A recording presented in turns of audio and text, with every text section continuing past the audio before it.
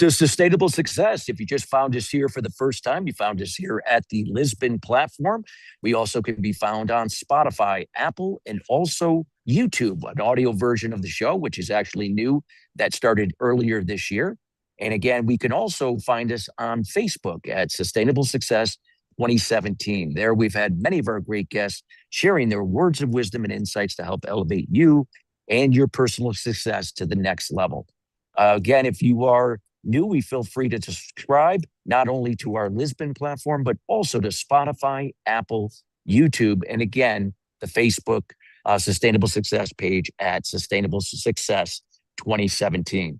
Today's show is being brought to you today by Alumni Direct. Alumni Direct is a new social media community platform dedicated to bringing alumni together from all different generational types and an opportunity to meet people for the first time.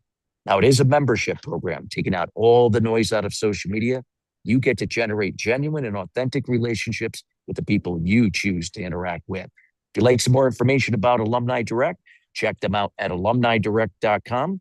That's alumnidirect.com. Well, I am so excited today to be bringing back a former guest on this show. Matter of fact, I think she's been on the show twice before and always just knocks it out of the park with great insights. Someone I call a friend. And she has helped so many great people become speakers on the TEDx stage.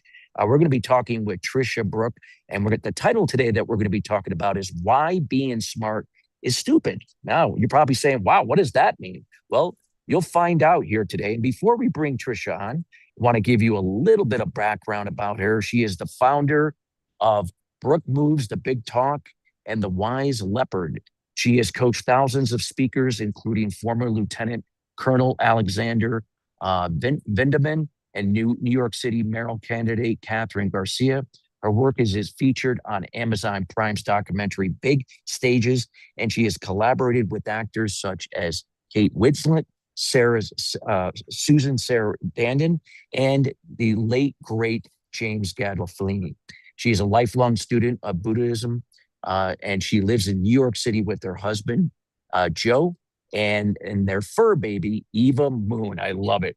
And you're going to get all the contact about Tricia here later here in the show, and it'll also be on the show notes here on today's show. And without further ado, we welcome Tricia Brouk to the show. Tricia, how you doing today? I'm so good. I'm so excited to be back with you, Christopher. Such a pleasure to be in your presence and to be on your show. We are so excited to have you here today. And, Tricia, I know you have a new book that just, it's coming out, which is the title of today's show. And I know when people saw that title, they were going like, wow, what is that? So there are a lot of people very intrigued to be hearing today why being smart is stupid. And so I guess before we start talking about, what's behind the book and what's in it and so on, maybe a little bit, if you could give us a little backstory, what led up to you writing that book. For the last several years, people have commented on my leadership style, and they've asked, how do you know how to create a culture? How do you know how to create a team that stays together for so many years? What is it about your leadership style that makes people want to work with you? And I didn't know how to answer that question. So I started thinking, how can I deconstruct how I have led through my career? And in your beautiful introduction and the biography, I have 3 companies. One is a fitness company called Brouk Moves, Inc. Brouk Moves has been in my life since 1993. And I have clients who have been with me for over 30 years. I have trainers who've been with me for 20 years. And then we think about the Big Talk, which is the personal development company where I support speakers and thought leaders in terms of using their voice for impact. When you're working with speakers and when you're working with a company who is online and in the online space, your consultants don't usually stay with you for very long because they're bouncing around. Well, I've had people working with the Big Talk for over 7 years. And in the world of film, television, and theater, when I reach out to an actor or when I reach out to a dancer and I say, I'm doing a project, they all say yes before they even know what the project is. That's a And good thing. it's an amazing thing. And I have a BFA in dance. Christopher, I did not go to business school. So I didn't inherit leadership. I actually learned how to do it through the Eastern philosophy that I practice in Buddhism. Yeah. And this book is called Being Smart is Stupid: Why Embracing the Wisdom of Your Buddha Nature is the Secret to Great Leadership. Back to why I wrote the book, I wanted to deconstruct how I've had so much success as a leader in a way that could become tangible, tactical, and strategic for leaders who want to learn a different way. There are a lot of smart leaders out there, really smart people doing great things.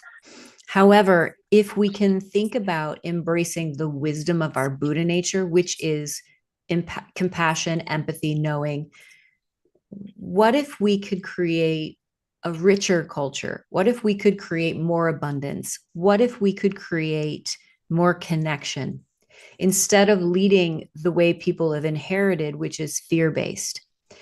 And that is why I created this book. And that is why I think being smart is stupid. Uh, wow. Love the backstory. I love that. Thank you for sharing that. And I can relate 100%. I know I dabbled in Buddhism. I'm not saying I'm a Buddhist, but I was very intrigued by the Buddhist way of thinking. I that started my journey, by the way. Just I don't know if you know this about me. When I went through my transformation back at the age of 31, where I was struggling at that time with 13 years of addiction to various things, and I was living in this fight or flight moment every day of my life. I had extreme anxiety, anger, and it was through a lot of the teachings of Buddhism that really changed my life, in so many profound ways. And even today that I meditate every day, I journal every day, and I practice a lot of the philosophies from it. And it's just so wonderful that, you've been doing this for so long, and what inspired you for putting out this book. And I think what you said is really true, Christopher. And you have shared this with me, and you share it on your show and in service of your listener, how this philosophy supported you in your road to sobriety. But it is a philosophy. And for those of you who are thinking, oh, I don't want to become a Buddhist, I'm not going to read this book. This book is not about becoming Buddhist. This book is Yes. about embracing Eastern philosophy in a very tactical way to allow you to become a wise leader. And here's something I want you and your listeners to really know is that we all have a Buddha nature. Every single one of us has a Buddha nature. And it's your compassion, it's your empathy, it's your knowing. And that's what I want everybody to become conscious of, is that we all have it. And let's go off of what you just said there. And I think, because the show caters to a business audience, you talked about compassion, kindness, empathy. And that is something that is so needed now more than ever in this world. It's needed in the workplace. And it's through empathy that we can empower people to step up to do for themselves. It encourages interdependency, not codependency. Can you talk about some of those attributes that you just shared about compassion, empathy, kindness, any of those words that would align with, what you talked about from Eastern philosophy that could be so instrumental in not only in self-leadership, but also in how that will inspire the people we're working with or working for? When we understand what our Buddha nature is, and that means the knowing, the compassion, the empathy, we can make better decisions as leaders. We can make wise leadership decisions. When I go back to the concept of inheriting leadership, as a former dancer, choreographers and directors would lead with fear. And this is the kind of cliche that we always think of, the ballet teacher with the wooden stick, or the choreographer who's yelling at you. that's not good enough, or don't get injured. There's another dancer in the wings who can take your job. This kind of leadership is very common, was very common, and was common in my field. And it was something I never aligned with. I did not do better because I was being treated poorly. I was being treated without compassion and empathy and kindness. I did not do better. And when I decided to create my first, to build my first company, which is Brouk Moves, when I was working at fitness companies, one of the things they made you do if you called out as a trainer was find your own sub. Now I was Mm, dancing all over the place, so I was touring and I was going out of town and I needed a sub all the time, and it was such a hassle to have to find a sub for myself. So as a wise leader, using my Buddha nature, when I founded a fitness company and I hired my trainers, I said, one of the things you will never have to do is find a sub. If you get a job and you're going on tour, every holiday season when you're working at Radio City as a Rockette, all you have to do is give me those dates and I will sub them out for you. And when the show is over, when the tour is over, you come back and you have your job. And that enabled me to keep trainers for years. And guess what? When I asked them to sub for each other, they would all say yes, because they knew I was taking care of them. And mm, there's short-sightedness in smart leaders. I need this done now. I don't care about what happens later. And that's not wise leadership. When you yeah, think about leading through compassion and empathy, and that's the Buddha nature, and you create a culture of kindness and a culture of curiosity and a culture of everyone's voice matters, then your team stays with you. Your team works harder. And ultimately, what's the goal here? A good culture, an increased bottom line, more success, more abundance, more yeah. wealth, more freedom, all the things we desire. I think that is incredible. And, being somebody that's in that space myself, what I do in consulting and coaching really hits home. Because when I think about what you just said, that compassion, that if we don't create psychologically safe environments, and I'm not saying from an enablement standpoint, like we're out to please and enable, that doesn't help anybody. But when we create an environment that encourages people to come out of their comfort zone, to know that they're supported, not enabled, but supported, I think that is going to be really beneficial for especially the Gen Z, that generation that a lot of times is really hard to identify with, especially with older generations. And why this is going to be imperative for organizations and leaders and organizations to hear you and read this book, how this is going to help shape their environments and attracting people and retaining them, because a lot of the Gen Z are not going to stick around, or even young millennials, if that is not the case. Absolutely. That's such a good point, is the retention piece of it. I think about the importance of relationship building and how I lead. And let's total honesty, I'm a human being walking around in a human body, and I practice embracing my Buddha nature. But I am not walking around as an enlightened leader knowing more than anybody. I do not pretend to know more than anybody.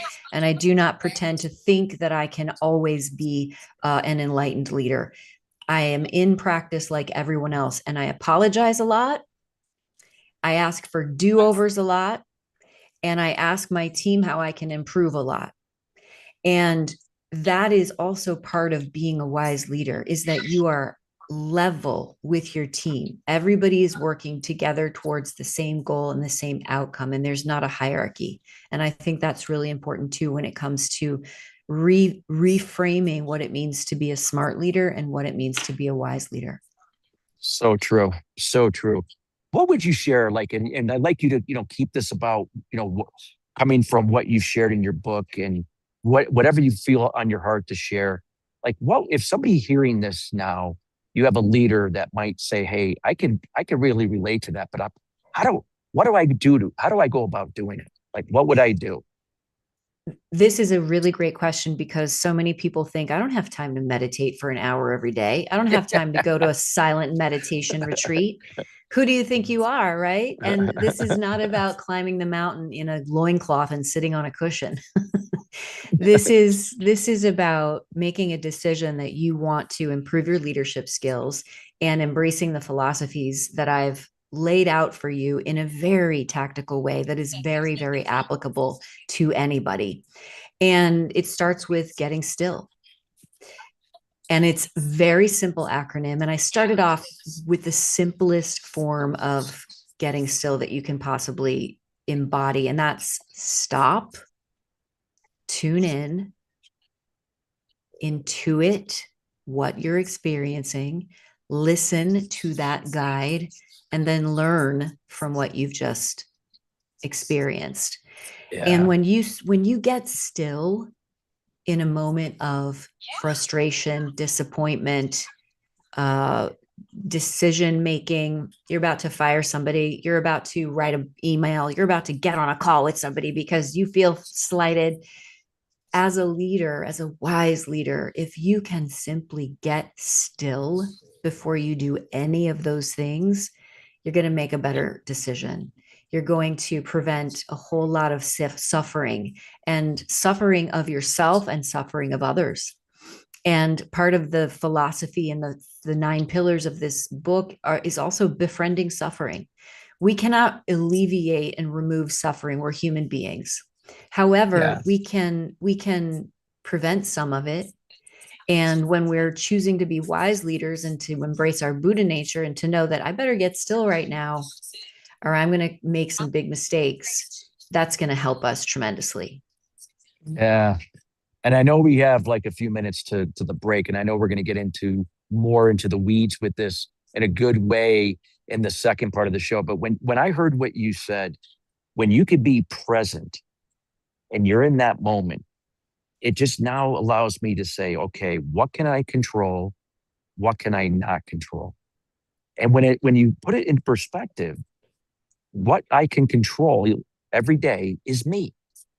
I can't control other people or situations. So it grounds you, like you said. It allows you to now lead from your intentions, not get tied to expectations beyond your control. So through that clarity, you're able to make maybe swifter decisions, diagnose challenges or problems better without quick to deflect how you feel or blame somebody else. That's what I picked up what you just said. And it was powerful.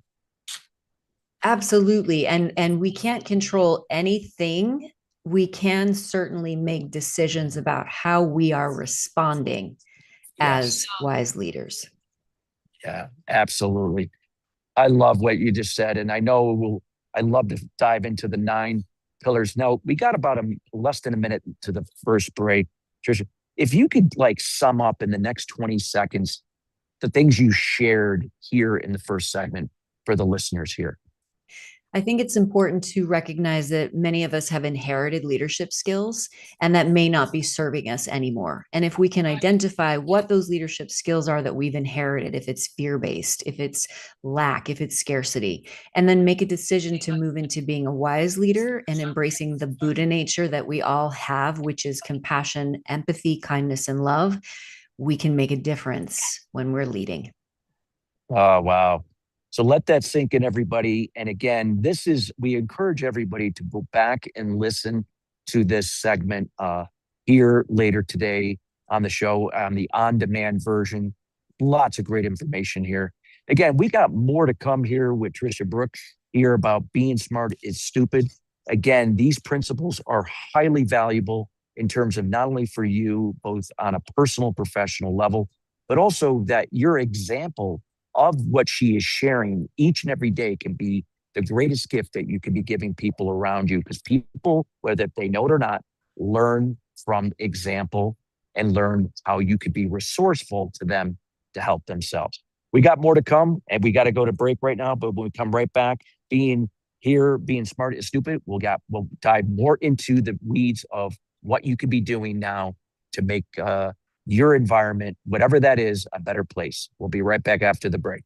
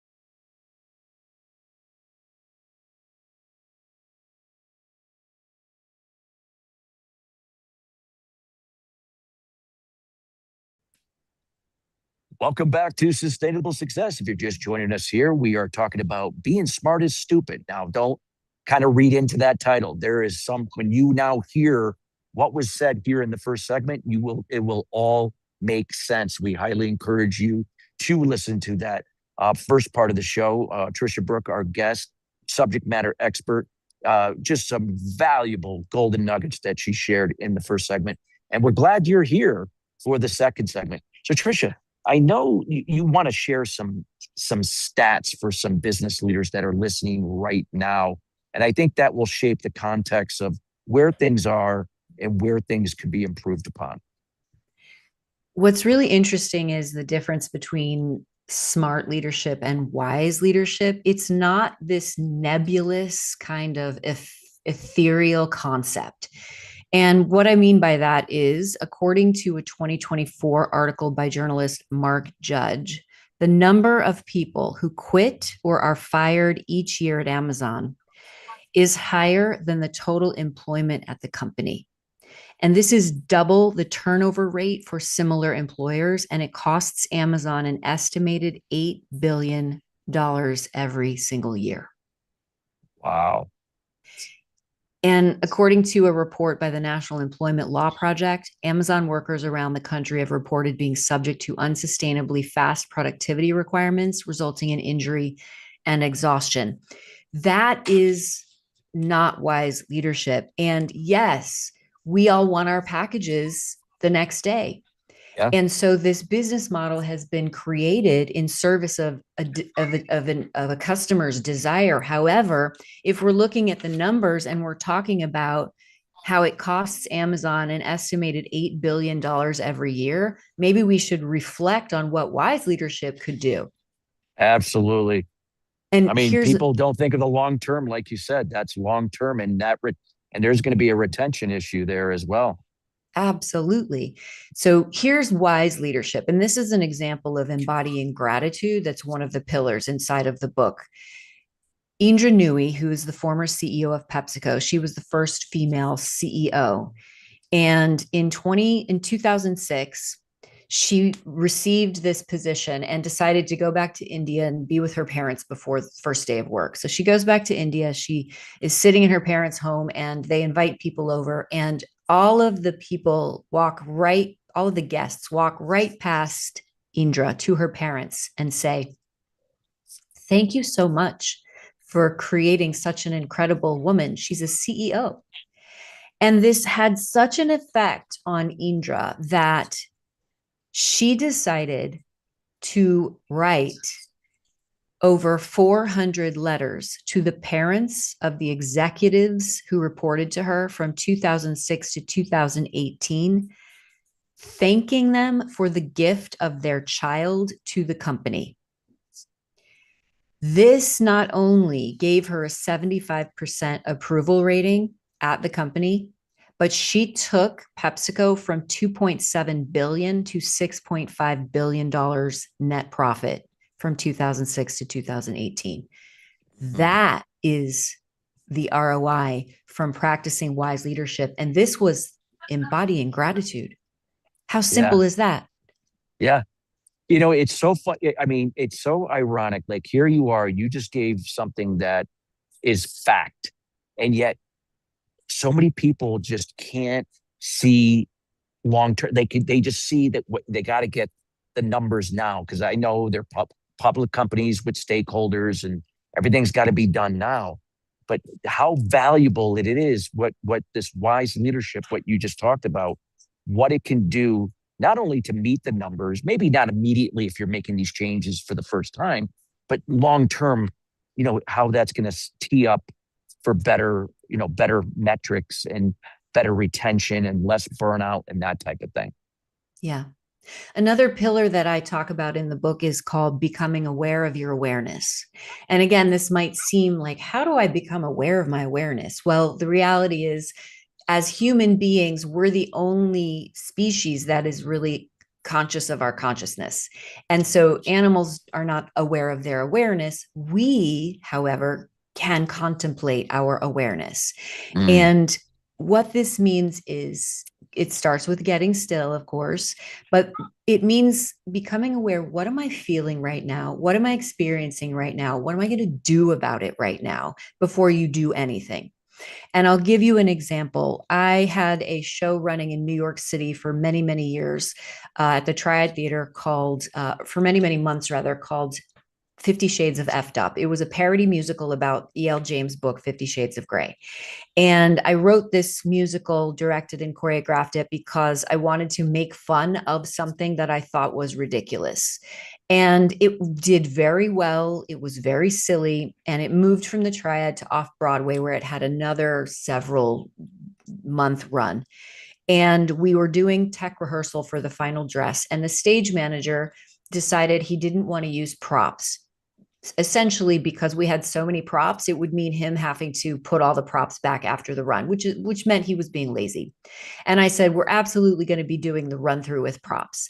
And in this moment, he screamed at me. He used the F bomb, Oh my and God. the entire cast froze and I froze. And at the time, I did not know I was becoming aware of my awareness. I had to deconstruct this as I was writing the book so that I could teach it to the reader. But I Yeah. stopped.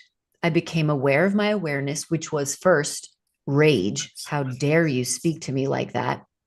Second, fear. Oh my goodness, I'm going to lose the trust of my cast. And then despair. What am I going to do? This is the dress rehearsal for the opening night of my show. So I got still and made everyone get still. I said, let's take 10 minutes. I go out into the lobby and then I practice discernment, which is another one of the pillars. What do I do here? And then I called our producer and I said, this just happened. What are the options? And this was a union show. He was a union stage manager. And my producer said, we have two options. You get over it and you go back in, or you fire him. However, you have to buy him out if you fire him because this is a union contract and we don't have the money in our budget to buy him out. Mm. And I thought about it and I sat with it and I discerned and I was aware of my awareness. And that included compassion. He must be having a very hard day if that's how he spoke to me. I can forgive him. And I am the leader of this team and of this cast. And I'm going to use my own money to buy him out because I do not want them to treat me like this. And I do not want him to treat my cast like this. And I need to protect my cast and I need to show them what leadership looks like. And that's what I did. Wow. Wow. Powerful in what you talked about discernment and something that, and can you maybe go, I mean, that's a primary example, but can you share a little bit more about that? Just because, for the listeners that either are running a business with their team or they're a leader for a department, for an organization you work for, if they're faced with maybe a similar situation, maybe not like what you said, but very similar, where they got to make a decision like that. Maybe you could give some more insights that could help them. Absolutely. When it comes to the pillar of discern and embracing your Buddha nature, it means understanding everything that's going on and simply get a bench.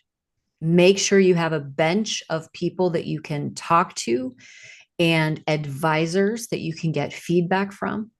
You want to assemble this bench of people that you trust, who know you, who know your business, and making sure that these advisors have your best interests at heart when you ask these questions and when you get their counsel. And so it's building a bench, it's creating a team of advisors. And then the third part of discern is triangulate. And Mm. very simply, if you are hiring for one position, instead of trying to save money, hire two people, give them both the assignment, and then go with the person who does it better. You will save money and time.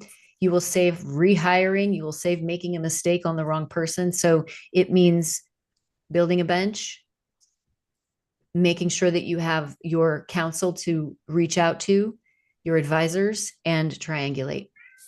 Wow. Let that sink in, everybody. That is some golden advice, and it can be applied to any situation. And there are situations always around us in business, and many of them beyond our control, which happened to Tricia. She couldn't control the behavior, the attitude of that gentleman. I mean, there could have been a host of different reasons what caused him to do that, but nonetheless, she had to do what was best to maintain that environment and to carry out what that mission was. So valuable insights. Thank you for sharing that. What could be some other pillars that you would like to share, Tricia, that could help around what we're talking about today with today's topic for leaders listening here today? I think another pillar, impermanence, which people find confusing, is such a really important pillar to cultivate when it comes to business and leadership. And I'll tell you why. I've been practicing this Eastern philosophy and cultivating my Buddha nature for decades. And my personal practice of impermanence is to make sure everyone in my life knows how I care about them, because I can't promise I'm going to be here tomorrow. None of us can. No? And so that is my personal practice of impermanence, making sure if I go on a trip, I leave a card behind for my husband, Joe, making sure my team knows how I feel about them every single day, making sure anybody I come in contact with feels seen and valued and heard in the moment that I have with them. So that's my personal practice of impermanence. When it comes to business, as a wise leader, if you think that your perfect team is going to stay perfect for the next 20 years, you are wrong. People are going to get married. They're going to want to have babies. They're going to move. They're going to get bored. They're going to leave you because life happens. And if you're not practicing that impermanence of setting yourself up for success by having a plan of, if my best team member leaves, what am I going to do? Well, I'm going to make sure I have systems and processes in place so that when I hire somebody to replace this person, it's an easy transition. Or if I put all of my eggs into one basket with one person and I think nobody can replace them, that is not practicing impermanence. So we as wise leaders and founders and CEOs and managers, we have to think about the reality of impermanence, and we have to set ourselves up for success so that if somebody leaves, if somebody transitions, if somebody gets bored, if somebody quits, if we need to let go of somebody, the business isn't affected, the culture isn't affected. And that's why this practice of impermanence is embracing your Buddha nature. People just don't think of it that way. That is a valuable insight. And when you said that, it's like, okay, you always got to plan ahead, because there's always going to be things beyond your control. People and situations, again, people are going to leave, not because maybe they didn't like working there. It could be, hey, I got to move closer to my family, or I'm changing careers, or my spouse got a job somewhere else. It could be a host of different reasons, but it puts you, what you just said, into the position to now respond to these changes, not react. That's right. And there's a big difference. Can you share some insights from the Buddha philosophy with responding versus reacting? Well, we are human beings and we want to react first because it's fear driven. We want to protect ourselves. We want to fight back. It's just in human nature to want to respond in that way, to fight and to protect and to, fight, flight, and fawn. If we think about the wisdom of our Buddha nature and we can practice the art of getting still, then we can move into discernment, becoming aware of our awareness, and make a decision to respond in a way that is aligned with compassion and empathy and kindness. And that's also something that I want to touch on, is that wise leadership is not soft leadership. Wise leadership is the kind of leadership that will inspire people to want to work with you, to want to go above and beyond, to want to invest in your mission and your vision, to want to invest in the other team members. And that's ultimately what we want as leaders, is to have a culture and a community of people who believe in our mission in order to serve the greater good. I mean, well said, and so true. And that should be something that many organizations should be aspiring to, so to cultivate, working towards. I know we're getting towards the end of this segment, and you shared so many powerful things, from discernment to impermanence, all these things that you shared. Can you sum up the things that you talked about to kind of, connect the dots even to the first segment for the listeners? When you think about the concept of embracing Buddha nature, it means letting go of inherited leadership styles that are fear-based and scarcity-driven. It means thinking about simple ways that you can cultivate your wisdom. And it starts with getting still. It means becoming aware of your awareness. It means understanding the importance of discernment before you make a decision, before you react. It also means the truth of impermanence. We may not be here tomorrow. Your team may not be here tomorrow. Your product may not be here tomorrow. And if we get super comfortable with befriending that kind of reality of impermanence and understanding that we can alleviate our own suffering by practicing these philosophies and these pillars, we can truly become wise leaders. Well said. Such great insights. And I hope everyone's getting a lot of value here. I know I am. And again, we encourage you to reach out to Tricia, which you're going to find out her contact information here in the next segment. So don't leave. We got more to come. And she's going to be sharing some more insights to some of the other pillars and how you can get your hands on her book, which we highly encourage you to do. Again, feel free to check out our show here, not only on the Lisbon platform, but also Spotify, Apple, and of course, our audio version now on YouTube, where you can listen to the show and follow us on Facebook at Sustainable Success 2017. We got to go to break, everybody. When we come right back, we got more to come about being smart is stupid, and we'll be right back.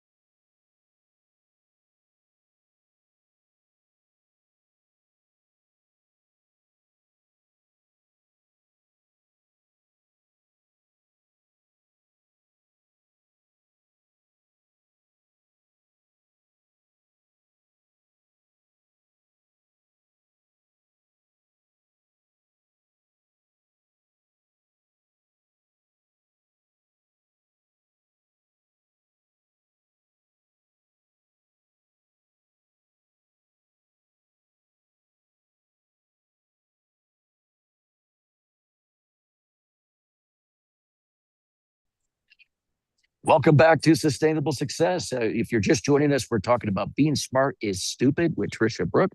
Again, we highly encourage you to go back and listen to the first, second segments.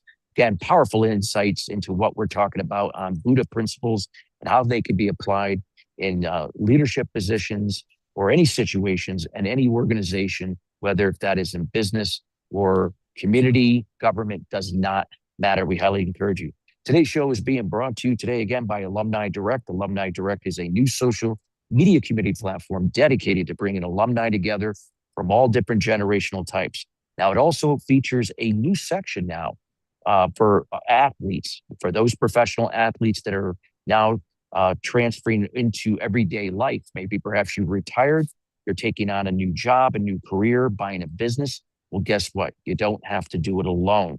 Now, through Alumni Direct, you can form groups with other former athletes that now you can share insights, advice, tips, things that you can do to help each other make this transition more seamless. In addition, there is a podcast dedicated to this area, from athletes to entrepreneurs, that is hosted by the CEO and founder of Alumni Direct, Rob Finkelstein. So we highly encourage everyone, check that out at alumnidirect.com. That's alumnidirect.com. So Tricia, just again, just enlightening conversation here coming from you, all the valuable insights that you've shared. Let's talk about the concept of letting go. Letting go is not something that comes natural, because you said, for people, a lot of people tend to kind of cling to something because of fear. Letting go is fearful, but why letting go can be so important when we're talking about what you're sharing it with when it comes from a business context. Letting go is such a challenging concept. And if your listeners have ever seen Swingers, Jon Favreau and Vince Vaughn, there's a scene in the movie that is so iconic where Mikey had just met Nikki and they were at the Dresden. She's drinking a martini and he had just broken up with his girlfriend, and she's sitting at the bar and she gives him her phone number, and he goes home and he calls Nikki and he leaves this message. Hi, Nikki, it's Mikey. And I just wanted to let you know, beep. And the answering machine cuts him off. And he's pacing around the room and he picks up the phone again and he leaves another message. Hi, Nikki, it's Mikey. We met at the Dresden. I'm not sure if you got my phone number. It's 86, but beep. And it cuts him off. And he picks up the phone and he calls her again. And he says, I think the phone just cut me. Beep. And he calls her back again. And he finally calls her back again and says, hi, Nikki, it's Mikey. I don't think this is going to work out. And she picks up. She's listening. Oh my God. She's screening. She picks up and she says, never call me again. And he hangs up the phone.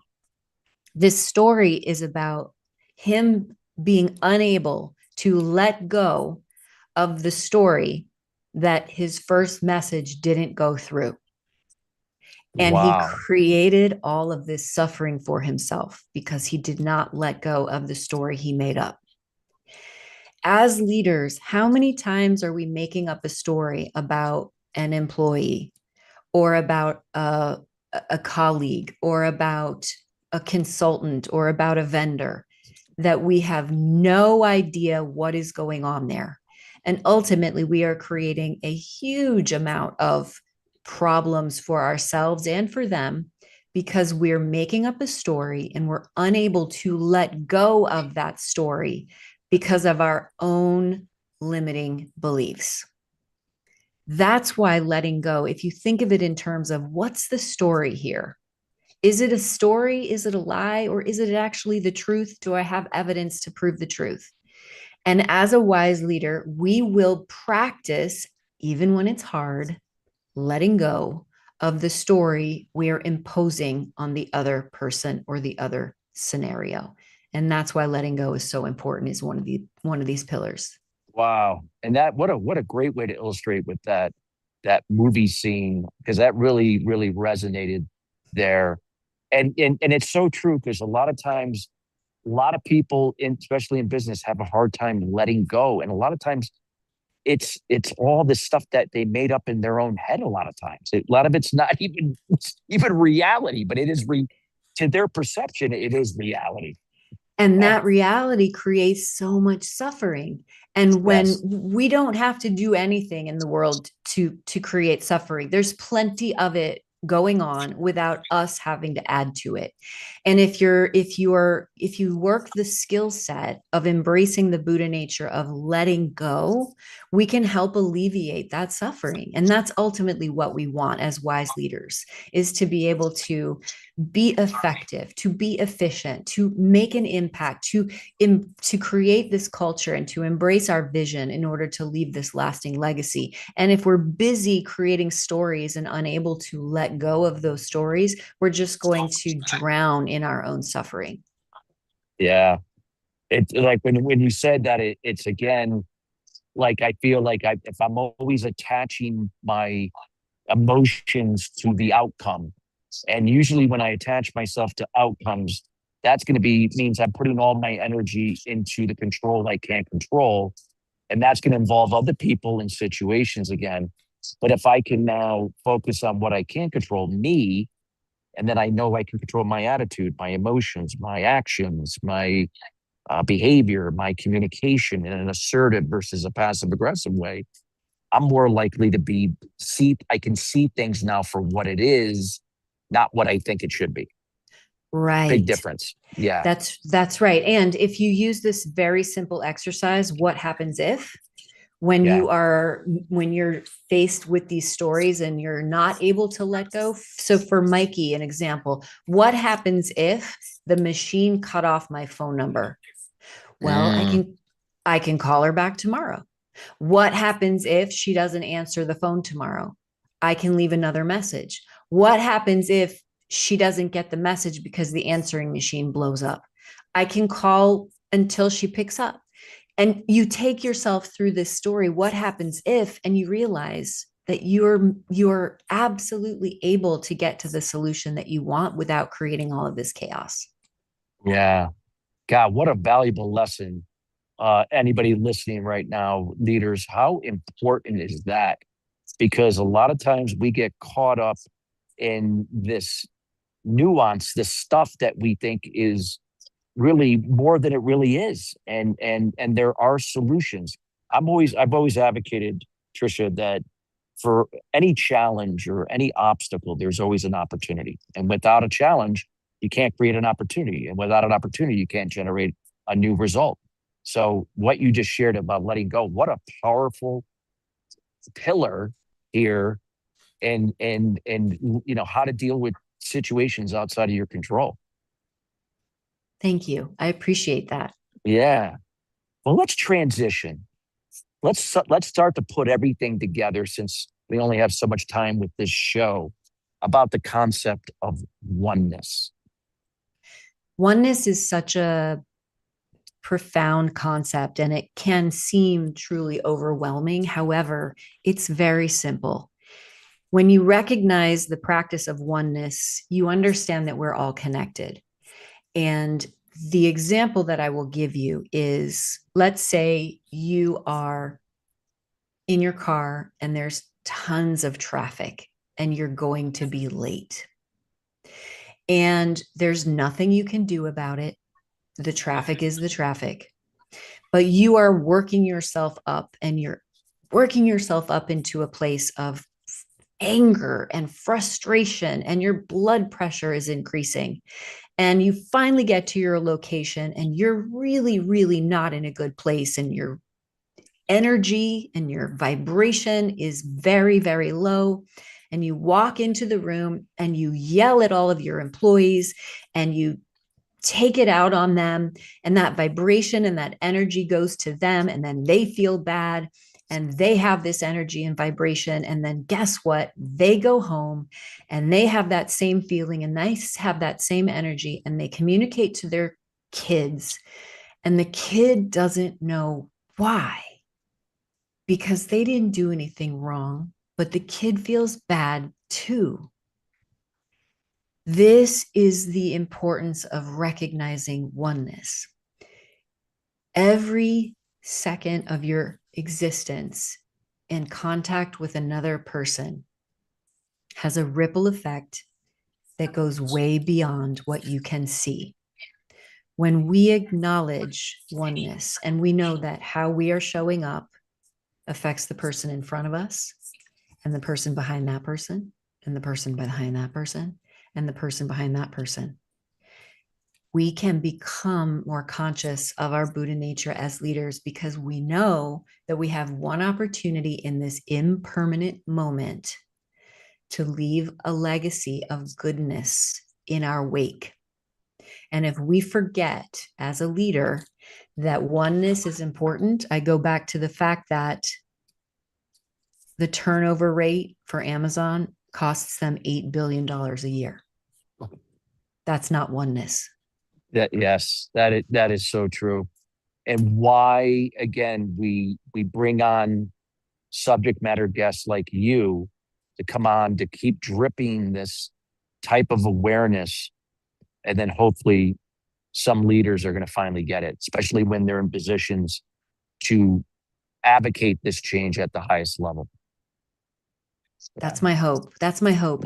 And the cheeky being smart is stupid is an invitation to leaders to open this book and to use and practice the 9 pillars, which are very easy tactical practices in order to embrace your Buddha nature. And yes, we all have it. Well, and when you said that just now, there are a lot of leaders out there that have a lot of experience, have a lot of knowledge, maybe even have a high IQ. And that's great. But that doesn't mean their Buddha principles, or you could say emotional intelligence, is at that same level. And if there's not alignment there, guess what? That's where, again, they're going to be missing out on certain things that could be whole lot better. That's right. And the invitation to those very smart leaders is that amazing. It's gotten you this far. What would happen if you decided to explore the wisdom of your Buddha nature and to explore what it meant to take your leadership to the next level and to potentially let go of the leadership styles that you've inherited and that you are passing down?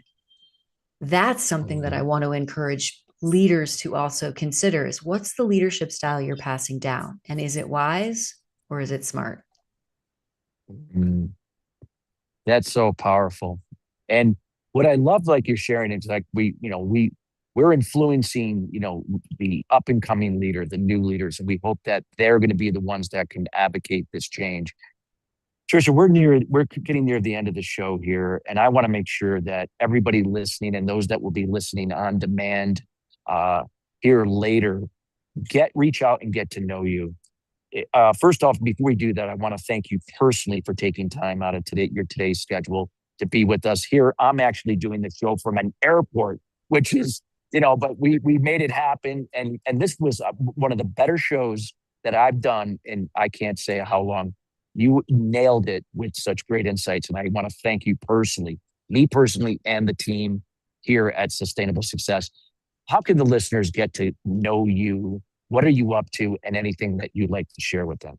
Well, thank you so much, Christopher. It's such a pleasure to be with you. And I'm so inspired by you crushing it from an airport today with me. That's amazing. Got to adapt, right? We have to adapt always. to what is.